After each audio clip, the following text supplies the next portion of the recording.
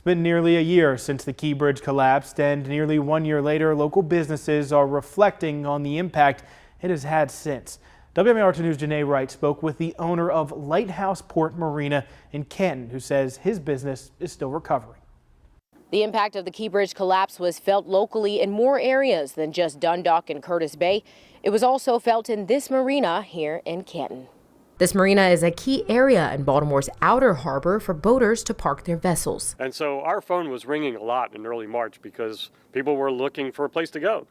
And literally the news of the bridge collapsed and the phones went silent. Joel Schlossberg, owner of Lighthouse Point Marina, says the months following the collapse, the company hardly got any business. It set us back really a full year in terms of ramping up our business. Since the port was closed for the majority of the boating season, boaters who were originally planning to dock or pass through took their boats to other places, and the boats already docked couldn't move from where they were. But it wasn't just boaters who felt the change. We hired less dock hands than we would normally hire.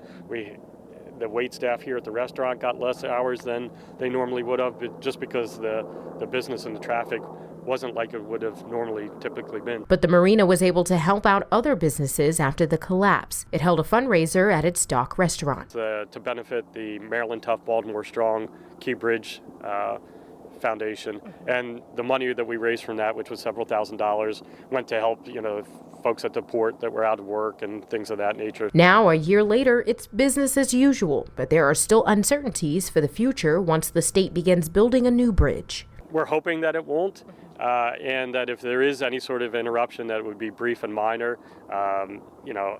Obviously it's a long timeline to rebuild the bridge and an extensive amount of work, so I'm sure that there'll be some impacts here and there, but certainly nothing to the extent of what we saw before, which was a 3-month shutdown of the harbor. Although there are still those unknowns, Schlossberg says boating season is back in Baltimore, and he's looking forward to taking full advantage of this year's boating season.